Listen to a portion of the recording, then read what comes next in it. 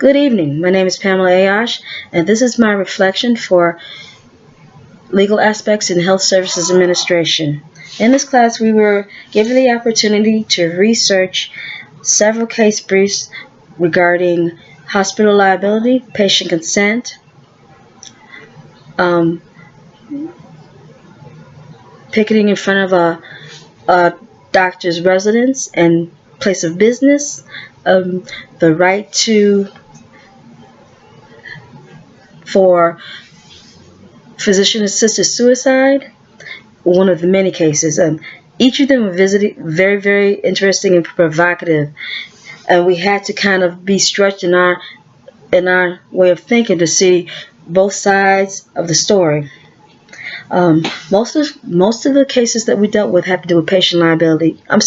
Had to do with physician liability and hospital liability and of their staff regarding the patient. Now, the most important thing that we have to remember that being a healthcare professional, our number one priority is to do no harm to the patient. And by providing the best possible Medicare that we can, with the best possible talent that we have, with the best possible equipment that we have, and to make sure that the patient understands the risks of the procedures that are performed and the benefits of the procedures that are performed. Now, in this class, we also know that the patient can refuse treatment. They have every right to refuse treatment, and it must be abided by, even if they understand that their refusal for treatment may harm them. They have that right to refuse treatment. The institutional and communication outcomes for this class allowed us to first find different search engines to really research each case carefully to make sure that we understood what went on within the case. We had to know what the plaintiff's argument was, what the facts of the case was, what the defendant's argument was, and what the final judgment of the courts was. And through those methods, we were able to see and understand the logic of how the court came to their judgment. This is very, very interesting. And a lot of times, I did not really know, especially for those cases dealt with abortion, that there were 3 different stages that the court stated that the patient had informed consent, that the state had priority, and then that the state also had interest for the viable fetus, and that was like in partial birth abortions. That really was not explained in the quote-unquote current media right now. I found it so completely interesting. I'm like, I did not know this. With regard to, I apologize. With regard to relational learning, we were able to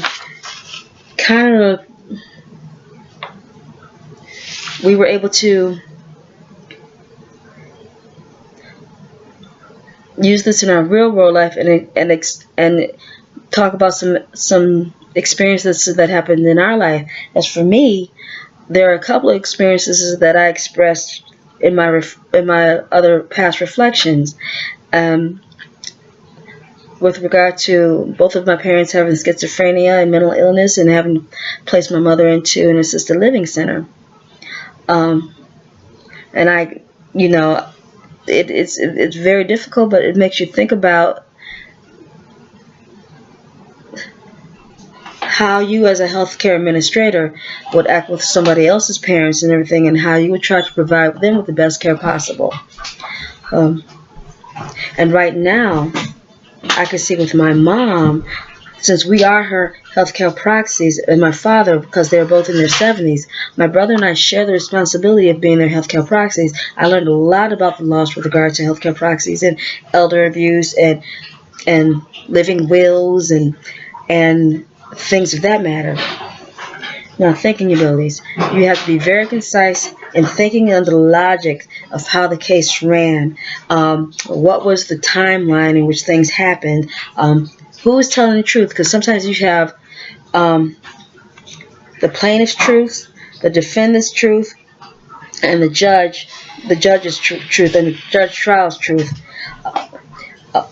It's sometimes very hard to kind of distinguish and trying to find the logic, but you have to take it slow and take each piece bit by bit and place yourself in that situation to see how it all worked out.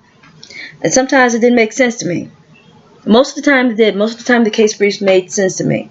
But it was very, very interesting learning the laws behind that. Quantitative and scientific reasoning. I'm not a scientist. I'm not a nurse. And I'm not a physician. So I have to take it by what I've learned by looking on the internet and seeing, for instance, in one case where the physician was using outdated medical training to treat a broken leg, which eventually got gangrene. I'm like, why are you using this old medical techniques? You took this person's leg off.